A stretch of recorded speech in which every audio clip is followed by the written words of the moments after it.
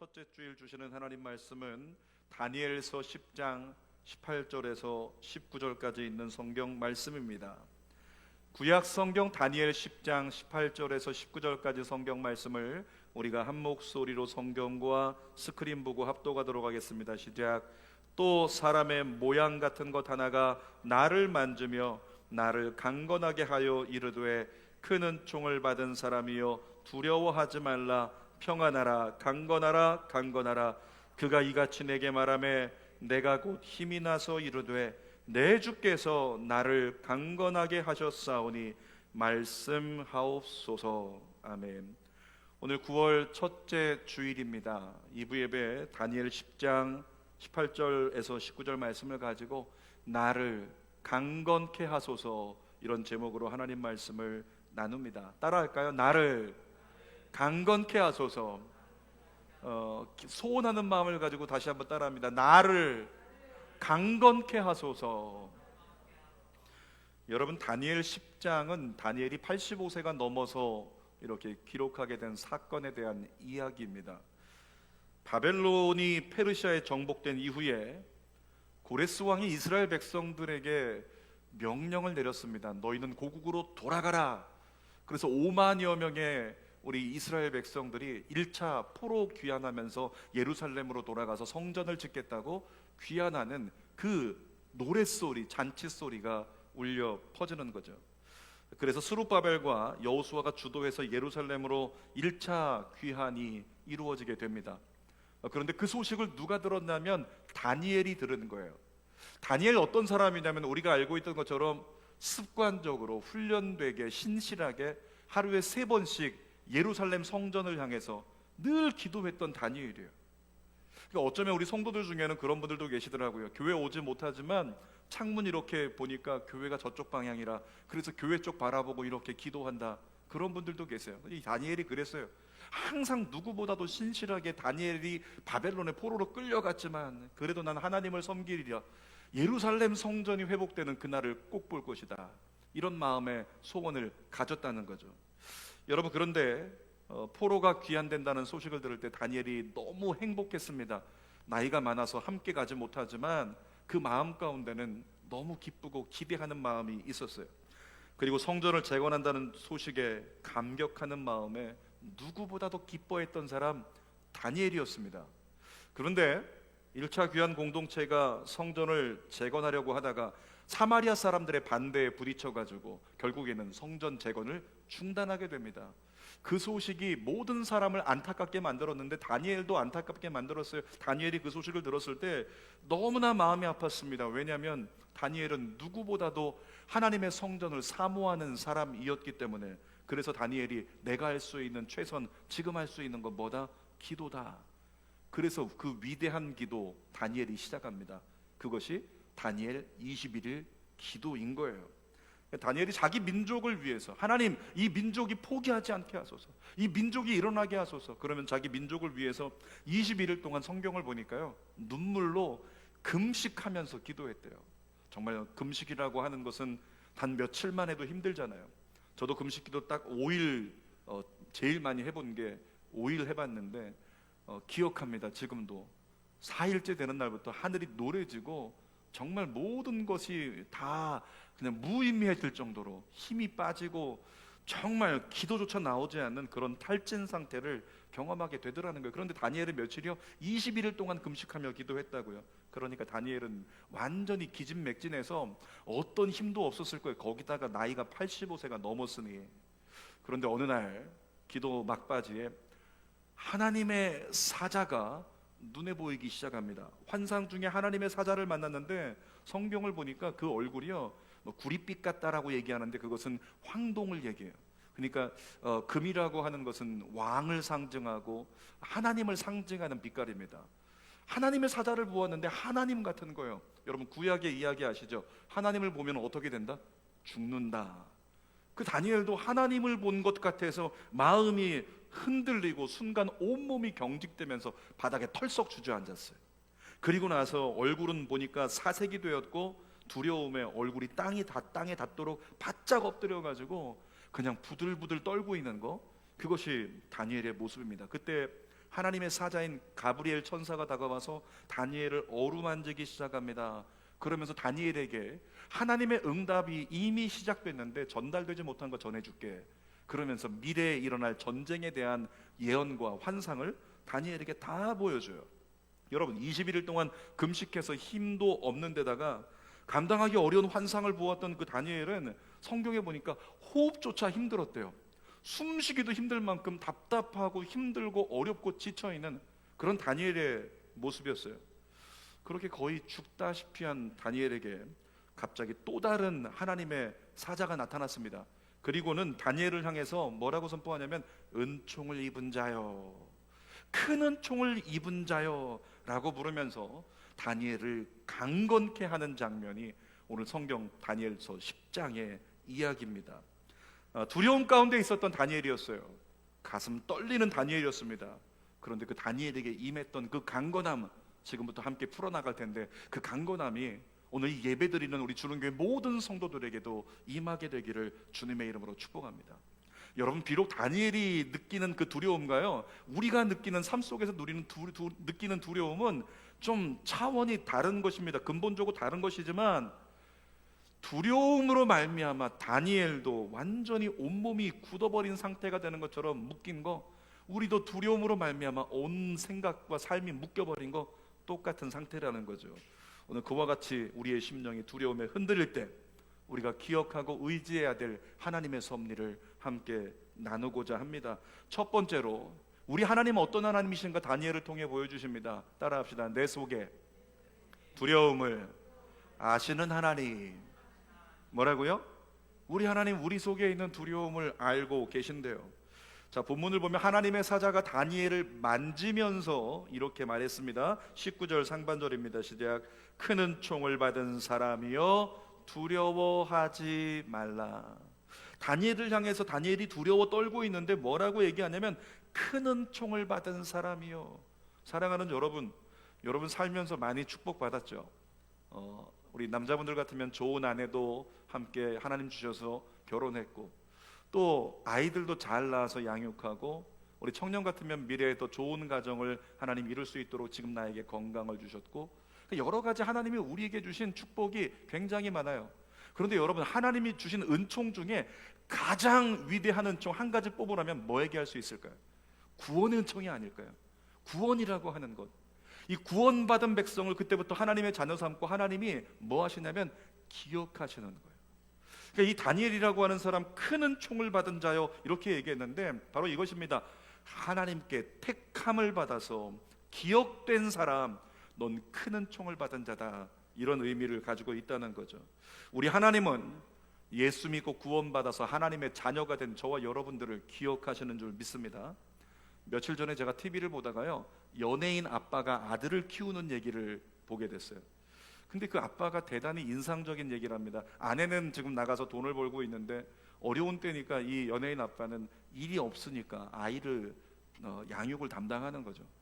그런데 아들 키우면서 때로는 힘들고 너무 부잡스럽고 또 개구지니까 힘들 텐데 갑자기 어느 순간에 이 아들을 키우다가 마음이 감동될 때가 있더라는 거예요. 그러면서 이런 얘기를 하더라고요. 어떻게 이런 아이가 내게 왔을까? 어떻게 이런 아이가 내게 왔을까? 그런 얘기를 못 들어보셔서 공감이 안 됩니까? 그런 얘기하면서 야, 세상에 내가 키울 자격이 없는데 이런 아이가 나를 찾아왔다니, 그 생각에 아들을 보면서 감동이 되더라는 거예요. 여러분 어떻습니까? 자녀들 보면서 늘 그런 감동 느끼며 살고 있나요? 야, 어떻게 이런 아이가 나에게 왔지? 이런 감동? 아들 키우는 부모들은 거의 그렇지 않잖아요. 아들 키우면서 이 왼수 그냥 윽박질러야 되고 말보다 행동이 먼저 나가는 그럴 때가 우리에게 많다는 것입니다. 그럼에도 불구하고 아이들 키우다 보면 그런 감동 오지 않습니까? 아들, 네가 있어서 참 좋다. 저희 집 얘기지만은 저희 집에 사시는 우리 여성께서 아드님을 낳으셨는데 그 아드님하고 싸우는 것을 너무 많이 봤어요. 그럼에도 불구하고 또 어느 순간이 되면 아들, 네가 있어서 믿음직스럽고 참 좋다, 그런 얘기를 하더라고요. 자녀를 키우면서 감동이라는 걸 경험해요. 저희 집에 뉴질랜드 갔다가 잠시 들어와서 현지의 셧다운 때문에 비행기도 없고 한국에 머물고 있는 딸이 있습니다. 근데 이 녀석이 친구들과 놀기를 진짜 좋아해요. 아마 부모가 허락하고 안전만 보장되면 나가가지고 24시간 밖에서 친구들하고 놀아도 문제가 없는 아이, 그런 아이예요. 그런데 지금 어떻습니까? 코로나 때문에 지금 2.5단계에 접어들었고 다들 힘들어하는 시즌에 돌입하니까 친구들의 부모님들이 나가지 마라, 아무도 못 나가게 하는 거죠. 친구가 없으니까 나갈 이유가 없고, 얘도 바깥에 나가면 코로나 걸릴까봐 이것 때문에 걱정해가지고 야, 나가자 하면 코로나 때문에 안 나가 그러면서 자꾸 외출을 거부하더라는 거예요. 여러분 생각해 보세요. 다 큰 아이가 외출하지 않고 집에 있다 생각해 보십시오. 자기 방에서 거실만 왔다 갔다 해요. 거실 나와서 어떻게 지내는지 한 번쯤 상상해 볼 수 있겠죠. 얌전하게 앉아서 주님을 만나고 이렇게 지냅니까? 그렇지 않죠. 때로는 리모컨 끼고서 그냥 거실에 소파에 누워가지고 뒹굴뒹굴하면서, 때로는 그 모습이 차라리 밖에 나가서 혼자라도 여기 밖에 놀다가 돌아다니다 오지, 이런 생각을 할 텐데 좀 답답한 마음이 부모의 마음 가운데 있을 수 있다는 거예요. 그런데 제가 며칠 전에요, 지난주 월요일로 기억하는데 집에서 딸하고 있다가 제가 함께 딸하고 뒹굴뒹굴했어요. 같이 뒹굴렀어요. 이리 뒹굴고 저리 뒹굴고. 근데 그러다가 소파에 앉아있는 아이를 제가 벌떡 일어나가지고 앉아서 이렇게 올려다보는데 저도 모르게 눈물이 나더라고요. 저도 모르게 눈물이 나면서 제가 아이에게 이렇게 얘기를 했어요. 예주야, 네가 멀리 떨어져 있지 않고 먼 데 있지 않고 엄마 아빠랑 우리 집에 같이 있는 것만으로도 너무 좋다. 네가 나랑 같이 있는 게, 엄마 아빠랑 그냥 함께 있는 게 너무 좋아. 제가 그렇게 얘기를 하고 있더라는 거예요. 그러면서 괜히 눈물이 났어요. 여러분, 제가 요즘에 툭하면 삐지고요, 툭하면 눈물이 납니다. 누군가 그런 얘기 하더라고요. 갱년기 증상이라고. 근데 아무튼 저희 그 딸을 보면서 제가 그렇게, 야, 같이 있는 거, 자녀와 같이 있는 거 너무 좋네, 이 생각을 하는데 하나님이 생각이 나요. 그러면서 우리 하나님도 영적인 아버지시니까 비슷하겠구나라는 생각이 들었습니다. 하나님의 음성이 들리는 듯해요. 성현아, 네가 내 보좌 앞에 나와 함께 있을 때 그때 내가 참 좋다.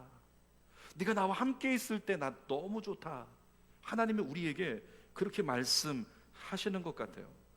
제 딸아이를 보면서 제가 느끼는 감동이요, 그리고 그 연예인 아빠가 아들을 보면서 야, 세상에 어떻게 이런 애가 나에게 왔지 느끼는 그 감동, 그와 같은 감동을 우리를 바라볼 때 하나님도 느끼고 계신다는 것입니다. 우리 한번 따라 고백해 볼까요? 하나님이 날 보면, 하늘 쳐다보면서 감동하신다.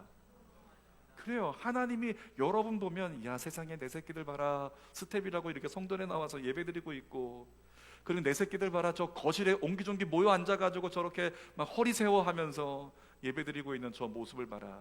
우리 하나님 보실 때 대단히 감동되는 모습이라고 하는 겁니다. 제가 그래서 이것을 느끼면서 조금 더 하나님과 조금 더 동행하고 하나님 더 가까이 머물고 싶다, 이와 같은 마음이 들어가지고 제 카카오톡 상태명을 바꿨습니다. 이렇게 써놨어요. 매일 하나님과 대면하라.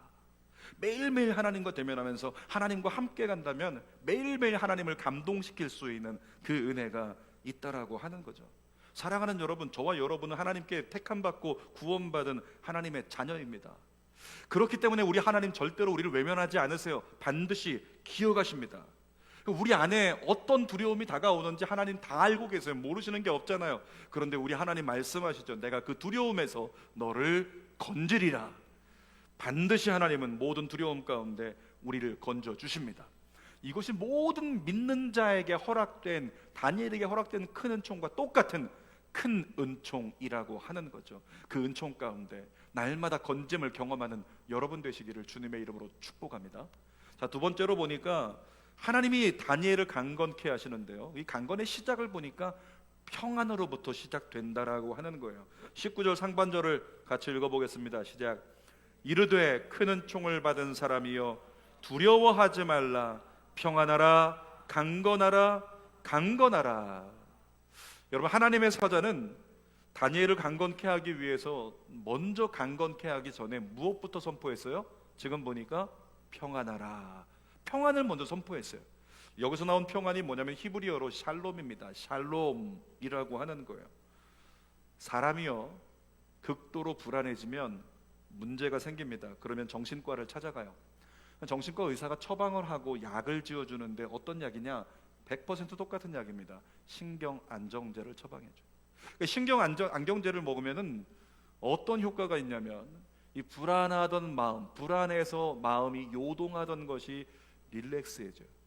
잔잔해지면서 편안해지니까 몸이 풀어지고 잠이 드는 거예요.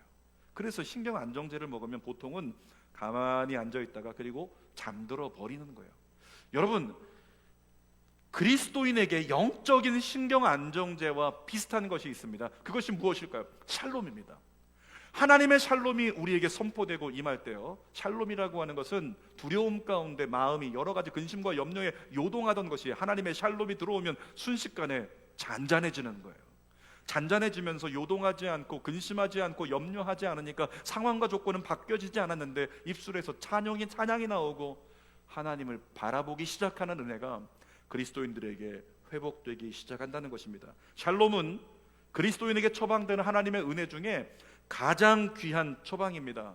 그리스도인에게 샬롬이 임하면 하나님을 바라보게 되는 은혜가 있으니 저와 여러분들에게 샬롬의 은혜가 누려지기를 주님의 이름으로 축복합니다. 여러분, 예수님의 제자들이 예수님을 십자가에서 잃어버린 뒤에요, 그들은 어떤 한 집에 모였어요. 거기 모여가지고 창문 닫아라, 암막 커튼 쳐라, 우리 숨어 있자, 잡히면 우리도 죽는다. 죽음에 두려워가지고 두려움에 마음이 요동치니까 숨어 있었다는 거예요. 그런데 부활하신 예수님께서 제일 먼저 그들을 찾아오셨어요. 그리고 그들에게 제일 먼저 하신 말씀이 무엇이었을까요? 요한복음 20장 19절 말씀이에요. 이렇게 말씀합니다. 이날 곧 안식 후 첫날 저녁 때 제자들이 유대인들을 두려워하여 모인 곳들의 문들을 닫았더니 예수께서 오사 가운데 서서 이르시되 뭐라고요? 너희에게 평강이 있을지어다. 한 번 더, 너희에게 평강이 있을지어다. 이게 뭐냐면 헬라어로 얘기하니까 에이레네 이거예요. 에이레네. 구약적으로 말하면 샬롬. 사랑하는 여러분, 제자들을 보세요. 예수님께서 평강이 있을지어다라고 에이레네를 선포하니까 순식간에 두려움이 사라져버리고 마음이 안정이 돼요. 그리스도인은 마음이 안정되면 정신을 차려요. 여러분, 그리스도인이 정신 차리는 게 뭔지 아십니까? 하나님을 바라보게 되는 게 정신 차리는 거예요. 그러니까 제자들이 정신을 차리고 유령인 줄 알았는데 정신을 차리고 이젠 예수님인 줄 깨닫고 예수님의 말씀에 귀를 기울이게 되는 안정감이 생기게 됐다라고 하는 거예요. 사랑하는 여러분, 그 어떤 것보다 평안을 구하시기를 주님의 이름으로 축복합니다. 자, 요한복음 14장 27절을 읽어보겠습니다. 시작. 평안을 너희에게 끼치노니 곧 나의 평안을 너희에게 주노라. 내가 너희에게 주는 것은 세상이 주는 것과 같지 아니하니라. 예수님 뭐라고 말씀하셨냐면 평안을 너희에게 주노라 말씀하셨어요. 여러분, 평안이라고 하는 것 내가 노력해서 얻을 수 있는 게 아니에요. 평안은 하나님이 주시는 거예요. 예수님이 주시는 것입니다. 여러분, 하나님이 주시는 것을 받으려면 우리가 해야 되는 신앙적 행동이 있어요. 무엇일까요? 기도잖아요. 기도. 그러니까 평안을 얻기를 원하는가? 내 마음이 요동하고 있다, 근심한다, 불안하다, 염려한다, 거기에 묶여있고 거기에 흔들리고 있다면 우리에게 다른 거 필요 없습니다. 기도하십시오. 하나님, 나에게 평안을 허락하여 주옵소서. 그리고 선포하는 거예요. 나를 향해서 샬롬, 에이레네 선포하는 거죠. 여러분의 심령을 향해 선포해 볼까요? 따라합니다. 에이레네. 여러분의 가정을 향해서 에이레네. 여러분 모든 열방을 향해 선포할까요? 에이레네가 임하면 우리 마음 가운데 요동하던 것이 안정되고 하나님의 말씀을 제대로 보기 시작한다는 겁니다. 요한복음 16장 33절 말씀도 읽어보겠습니다. 시작. 이것을 너희에게 이르는 것은 너희로 내 안에서 평안을 누리게 하려 함이라. 세상에서는 너희가 환난을 당하나 담대하라. 내가 세상을 이기었노라. 오늘 대표 기도하시는 안수 집사님도 기도하시면서 이제는 교회 다니는 사람들이 오히려 세상에 손가락질 당하고 세상이 교회를 욕하는, 때로 그럴 때가 있어요. 어제 저희가 스태프들과 주일 예배를 준비하면서 점심을 시켜 먹었는데요, 음식을 시키려고 전화를 했더니 식당에서 뭐라고 얘기하냐면 교회는 배달하지 않기로 결의했습니다, 이렇게 이야기를 하더라고요. 다른 것도 다 그런지 모르겠어요. 공교롭게 어제 전화한 곳에서 배달업체에서 결의했습니다. 교회는 앞으로 배달하지 않기로. 그럼 어떻게 우리가 음식을 먹을 수 있습니까? 물어봤더니 1층으로 내려오십시오. 가질러. 교회 오지 않겠다는 거. 이게 무슨 얘기예요? 교회 오면 바이러스에 전염될까 봐 교회 가지 않겠다, 가까이 가지 않겠다, 배달도 하지 않겠다. 여러분, 이런 시대 가운데 우리가 살아가고 있어요. 앞으로 어쩌면 정말 우리가 생각지도 못했던 손가락질이 넘어서 핍박이 다가올지도 몰라요. 아직도 교회를 다녀? 이 몰상식한 인간. 그런 얘기를 들으면서 우리가 신앙생활 해야 될 때도 있다는 거예요. 그런데 읽었던 본문 말씀에, 요한복음 말씀에 뭐라고 써 있어요? 세상에서는 너희가 무엇을 당하나? 환난을 당하나 담대하라. 여러분, 세상에서 환난을 당하는데 어떻게 담대할 수가 있어요? 어떻게 가만히 있을 수가 있어요? 아니요, 세상의 방법이 아니라, 세상은 우리에게 환난을 가져오고 우리를 핍박할지라도 하나님이 주시는 샬롬, 에이레네, 이것이 우리에게 누려진다면 우리는 그 가운데 요동하지 않고 오히려 세상을 축복할 수 있는 그리스도인의 사명을 감당할 수 있을 줄 믿습니다. 오늘 저와 여러분들에게 에이레네가 임하기를 원합니다. 세상에 이끌려 다니지 않고 세상을 두려워하지 않고 세상을 이길 만한 배짱이 우리에게 생기기를 원합니다. 속담 중에 그런 거 있죠? 호랑이에게 물려가도 뭐만 차리면 산다?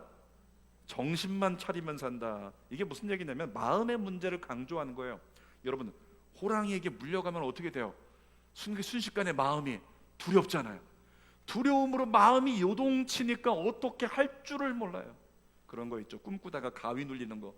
가위 눌리는 게 두려움인데 순식간에 꿈꾸다가 두려움을 경험하면 무언가 도망치고 싶고 뭐가 달려오면 좀 방어하고 싶고 공격하고 싶은데 나는 아무것도 움직이지 않아요. 이게 가위 눌린 거잖아요. 인간이 그렇습니다. 마음이 두려움에 요동쳐 버리면 아무것도 할 수가 없어요. 제대로 이길 수가 없어요. 오늘 마음의 문제가 얼마나 중요한 문제인가를 성경은 우리에게 가르쳐주고 있죠. 그래서 인생 문제는 멘탈 문제다, 이렇게도 볼 수 있다는 겁니다. 한번 따라할까요? 인생 문제는 멘탈 문제다. 다시 한번 뭐라고요? 인생 문제는 멘탈 문제라고요. 모세의 후계자였던 여호수아 생각해 보세요.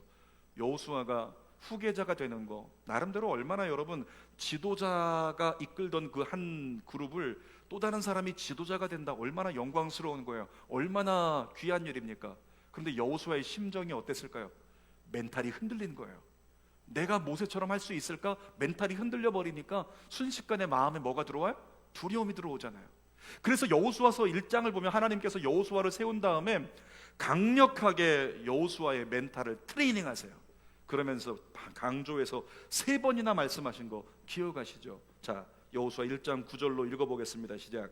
내가 내게 명령한 것이 아니냐? 강하고 담대하라. 두려워하지 말며 놀라지 말라. 내가 어디로 가든지 내 하나님 여호와가 너와 함께 하느니라. 여호수아 1장에 하나님은 3번 반복해서 말씀하세요. 강하고 담대하라. 선포하면서 구약 신약식으로 얘기하면 에이레네 하시는 거예요. 두려움에 요동치던 것을 강하고 담대하게 가만, 움직이지 말고 요동하지 말고, 주님이 여호수아의 멘탈을 트레이닝 하신 거라고. 사랑하는 여러분, 하나님 앞에 기도하다가 여러분의 심령이 트레이닝 되기를 주님의 이름으로 축복합니다. 이 코로나19로 인해서 빼앗긴 게 너무 많아요. 코로나19 때문에 교제도 빼앗겼습니다. 좋던 여행도 빼앗겼습니다. 여가도 안 되고 관계도 빼앗겼습니다. 물질도 빼앗겼고 여러 가지 건강도 빼앗겼습니다. 굉장히 우리의 삶이 즐거울 수 있는 일상인데 즐거운 일상을 다 뺏겨버렸어요. 한마디로 말하면 코로나19가 빼앗아간 게 뭐냐면 평안을 빼앗아간 거예요. 우리 모든 사람들의 평안을 빼앗아갔어요. 하루도 평안할 날이 없어요. 그 중에 한몫하는 게 뭐냐면 정부가 보내주는 이 문자, 이거 어떻게든 막아버리고 싶은데 하루에도 그냥 몇 통씩 날아드는 이 정부에서 코로나19 확진자가 어디다, 어디에 확진자가 생겼다, 뭐가 어떻게 됐다. 예전 같으면 기억하시죠? 1년에 한두 번 지진 났을 때만 문자가 오던 거예요. 근데 지금 들어와서는 매일매일 몇 차례씩, 지금도 일부 예배 끝나고 또 문자 하나 들어오고, 이런 가운데 있으니까 인간의 마음이요, 평안할 수가 없어요. 우리 마음이 늘 요동할 수밖에 없다는 거죠. 늘 마음이 불안해요. 잘 보세요. 마음이 불안한 감정이 계속 지속이 되면요, 어느 순간에 내가 우울감을 느끼기 시작해요. 우울감을 느끼기 시작하면 우울감 가운데 나오지 않는 게 있는데요, 감사가 안 나와요. 감사가 안 나오고 사라져버리면 안 되는 게 있는데 신앙생활이 안 됩니다. 신앙생활은 감사가 있어야 되는 거예요. 그러니까 우리가 생각하기를 빨리 코로나 좀 없어져가지고, 코로나 없어져서 내 이 불안함 사라져버리고, 불안함 사라져서 우울증, 우울감 사라져버리고 내가 감사할 수 있고 다시 좀 제대로 신앙생활했으면 좋겠다. 많은 사람은 이렇게 감 떨어지듯이 그렇게 기다리기만 한다는 거죠. 사랑하는 여러분, 제가 영적인 의사로서 여러분에게 처방합니다. 이 처방은 세 글자예요. 따라하십시다. 이 처방입니다. 시작. 거꾸로. 세 글자 뭐라고요? 거꾸로 보라는 거예요. 정말 내가 우울감이 없고 불안함이 없고 감사가 나오고 그래야 신앙생활이 될 수 있는데, 그것이 정상적인 패턴인데, 처방은 거꾸로 무엇부터 잡으라? 신앙생활을 잡으라. 의도적으로 결단하고 신앙생활부터 잡으라는 거예요. 작정해서 기도하고, 작정해서 말씀 보고, 작정해서 하나님의 이름을 선포하면서 신앙생활을 붙들려고 노력하라. 그러면 어떻게 될까요? 여러분, 신앙이 잡히면 기억합니다. 감사가 회복이 돼요. 주는 교회 성도들 중에서 삶이 무너져버리고 환경이 무너져버리고 굉장히 힘든데, 그때 뭐 했냐면 매일매일 교회 나와서 기도하고 수시로 교회 들려서 기도하고, 그렇게 하는 가운데 제가 봤습니다. 그분들의 입술에서 어떤 고백이 나왔는지, 감사가 나오더라. 그렇게 신앙을 붙들려고 했더니 삶은 무너졌고 환경은 무너졌고 사업은 무너졌는데, 신앙을 붙들려고 애썼더니 감사가 나오더라는 거예요. 감사가 나오니까 뭐가 돼요? 찬송이 나오고 예배가 되고, 그러면서 마음에 평안이 임하게 되는 거죠. 그러므로 예수 믿는 사람은 신앙부터 잡아야 된다는 거예요. 여러분, 우리가 기도하고 있는 정궁화 전도사님이요, 여러분이 기도해 주시니까 어떤 역사가 일어나냐면 두려움 중에 평안이 임해요. 정궁화 전도사님이 직접 입으로 두렵다고 얘기하지 않았어요. 그런데 엄마의 증언을 들어보면 3박 4일 동안은 아무것도 못하는 거예요. 안 받아들이는 거예요. 야, 너 급성 백혈병이래. 안 받아들여. 아닌 것 같아요. 나 아닌 것. 여러분, 이 상태가 어떤 상태인지 아시죠? 극도로 두려운 상태예요. 내가 어떻게, 내가 말도 안 돼. 나 아니야. 극도로 불안한 상태, 두려운 상태예요. 그런데 그때 뭐 했을까요? 주는 교회 성도들이 열흘 작정 기도하고 기도를 시작했잖아요. 여러분, 여러분이 기도하니까 정궁화 전사님에게 하나님께서 무엇을 허락하셨는가?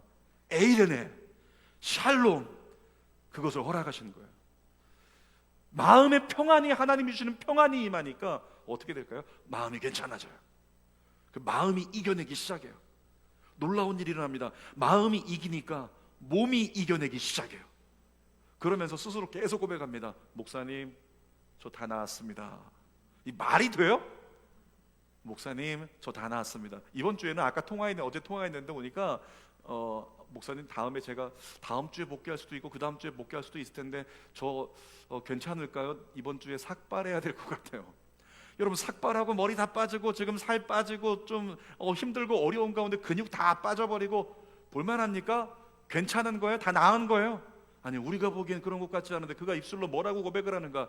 저 다 나았습니다.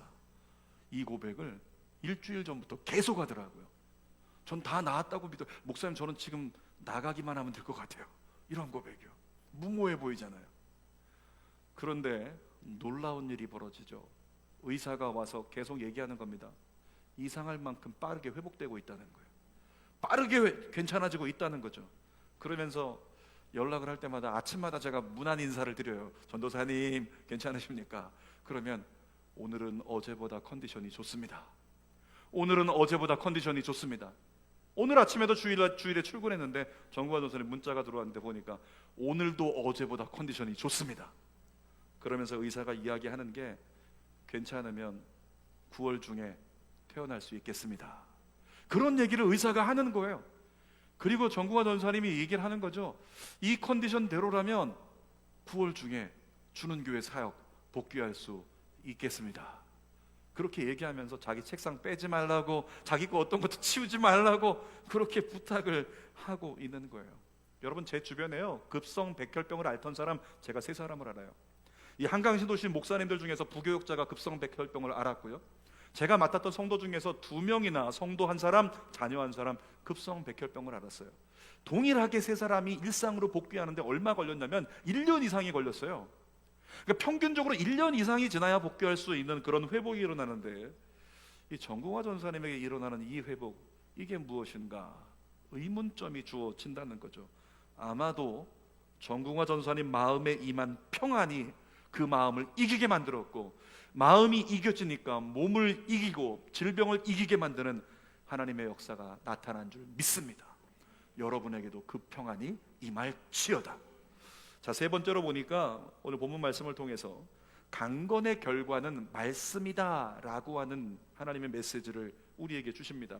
19절을 다시 한번 상반절 읽어보겠습니다. 큰 은총을 받은 사람이여 두려워하지 말라. 평안하라. 강건하라. 강건하라. 여러분, 성경에 반복되는 이야기가 나오면 굉장히 하나님이 강조하고 계신 거 알고 계시죠? 여러분들도 사람들과 이야기할 때 이거 진짜야? 정말이야? 강조하면 진짜 정말이잖아요. 그러니까 하나님께서 그렇게 강건하라, 강건하라 두 번이나 하나님의 사자를 통해서 다니엘에게 외치게 하셨는데, 여기 히브리어를 보니까요 뭐라고 쓰였냐면 하자크라고 쓰여 있어요. 한번 따라할까요? 하자크, 하자크, 하자크.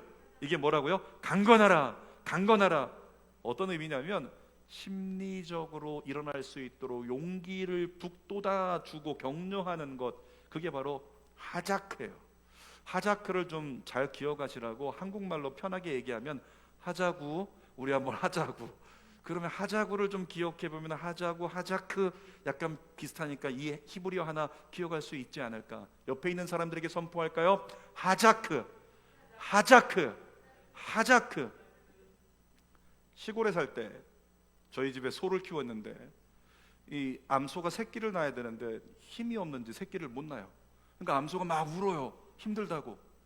우리 산모들이 막 그냥 그 고통에 신음하는 것처럼 암소가 막 그러면서 우는 거예요.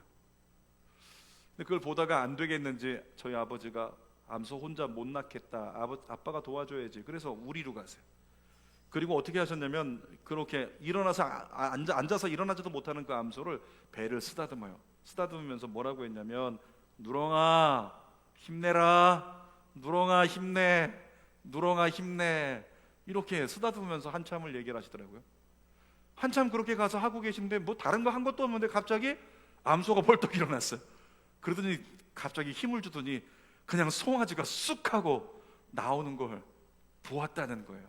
여러분, 저희 아버지가 그 누렁이를 향해서 누렁아 힘내, 누렁아 힘내, 이거를 히브리어로 얘기하면 뭐가 될까요? 누렁아 하자크, 하자크, 이게 되는 거예요. 누렁아 하자크, 하자크.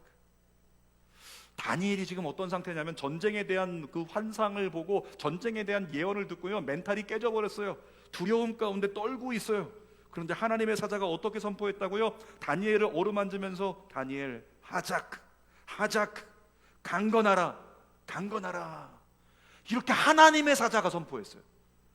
그랬더니 어떤 결과가 나타났냐면 19절 중반절에 이렇게 얘기합니다. 그가 이같이 내게 말하매 내가 곧 힘이 나서 이르되 내 주께서 나를 강건하게 하셨사오니 말씀하옵소서. 사랑하는 여러분, 하나님의 사자의 강건하라는 선포에 다니엘이 어떻게 됐다고요? 곧 힘을 내기 시작했어요. 육신의 힘이 올라왔어요. 근데 육신의 힘이, 육신의 강건함이 목적이 아니에요. 그리스도인의 강건함은 육신에 있지 않습니다. 환경에 있지 않아요. 그리스도인의 강건함은 다니엘이 일어나서 뭐 했다고요? 정신을 차리고 하나님을 찬양했어요. 주여 주께서 나를 강건하게 하셨습니다. 하나님을 찬양하는 거예요. 그리고 나서 가장 강건한 상태가 다니엘에게 주어져요. 뭐라고 했을까요? 주여 나에게 말씀하옵소서. 이게 무슨 얘기예요? 내가 주의 말씀대로 나아가겠습니다. 이런 믿음의 고백이잖아요.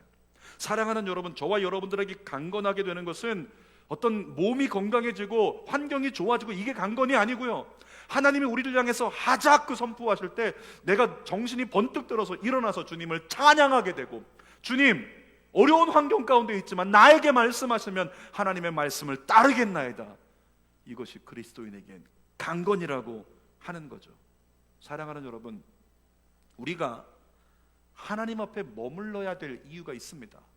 다니엘이 21일 동안 기도했다고요. 21일 동안 기도하면서 작정하고 하나님을 앞에 머물러 기도하다 보니까 하나님이 다니엘에게 뭐 할 기회가 주어졌어요? 하자크를 선포할 기회가 주어진 거예요. 그러니까 우리가 하나님 앞에 머물면 어떤 상태가 된다? 하나님이 이제껏 우리는 삶에 바빠서 하나님 앞에 머물지 못하고 기도하지 못하고 말씀 앞에 엎드리지 못하고 골방으로 나아가지 못하니까 하나님이 우리에게 선포하고 싶어요. 에이레네, 하자크, 샬롬 선포하고 싶은데 기회가 안 주어지는 거예요. 왜? 우리가 하나님을 안 부르니까. 그런데 우리가 하나님 앞에 머물러 있으면 어떻게 된다고요? 하나님이 사자를 보내셔서 우리들 향해 선포하게 하십니다. 만지시면서 하자크라고 선포하실 기회가 주어진다는 거죠. 사랑하는 여러분, 연약한 분이 계십니까? 정신이 흔들리는 분이 계세요? 두려움 가운데 지금 어쩔 줄 몰라 하는 그런 분 계십니까? 하나님 앞에 머무십시오. 하나님 앞으로 나아가십시오. 하나님이 여러분에게 하자크라고 선포할 수 있는 기회를 내어 드리십시오. 여러분, 그리스도인의 영성은요, 하나님 앞에 머무는 시간에 비례한다고 합니다. 이 코로나19 때문에 우리가 교회를 못 나와요.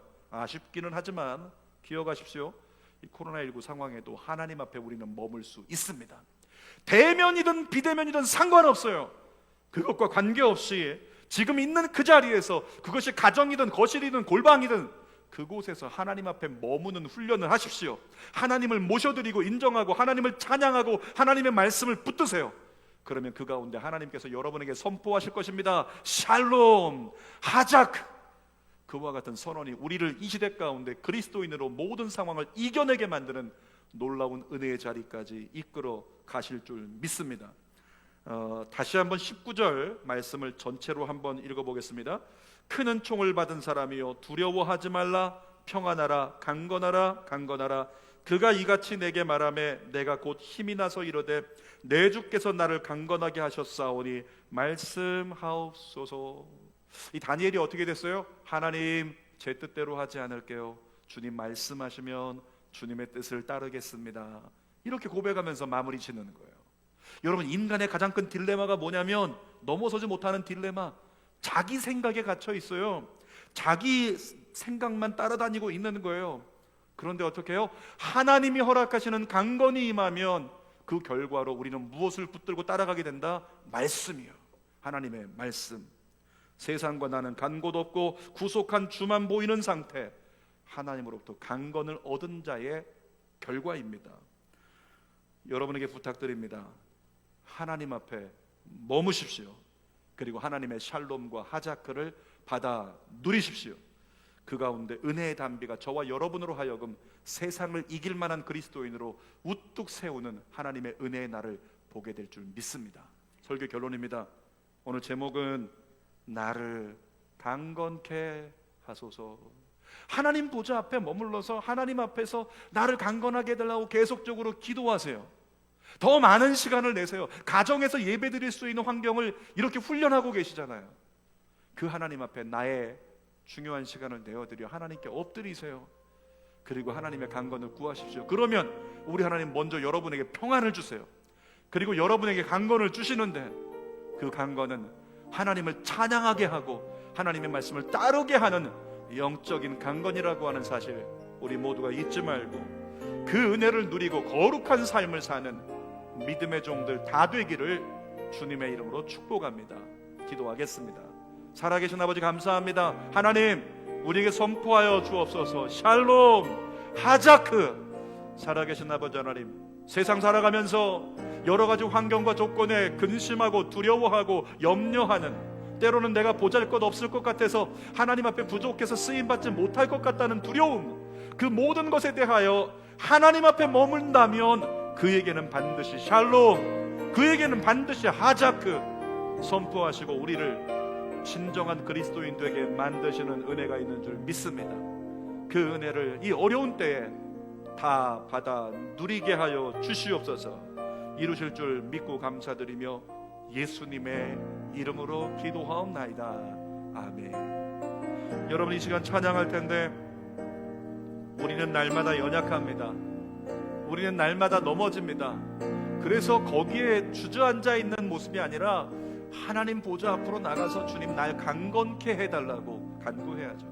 우리 영으로 기도하고 마음으로 기도하면서 이 찬양 하나님께 올려드리면서 오늘 하나님의 가브리엘 천사가 나에게도 다가와 하나님의 사자가 나에게도 다가와 만져주시고 선포하기를 갈망하는 마음으로 우리 두 손 가슴에 대고 함께 찬양하고 하나님께 간구합시다. 주여 우린 연약합니다. 우린 오늘을 힘겨워합니다. 주 뜻 이루며 살기에 부족합니다. 우린 연약합니다. 주여 우린 넘어집니다. 우린 오늘을 힘겨워합니다. 주의 긍휼을 구하는 죄인인 고개 들고 주만 바라봅니다. 하나님 간절히 소망합니다. 한없는 주님의 은혜 온 세상 위에 넘칩니다. 가릴 수 없는 주 영광 온 땅 위에 충만합니다.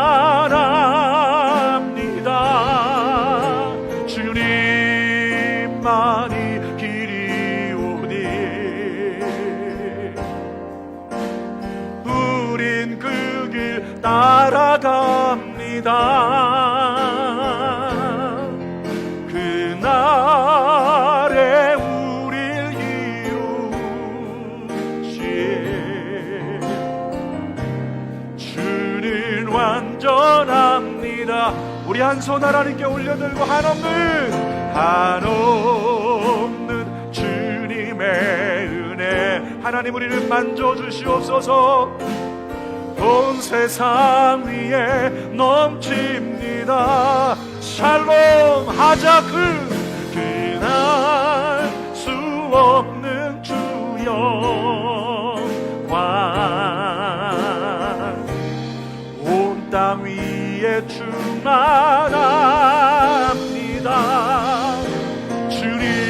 주님만이 길이오니 우린 그 길 따라갑니다. 그날에 우릴 이루시 주는 완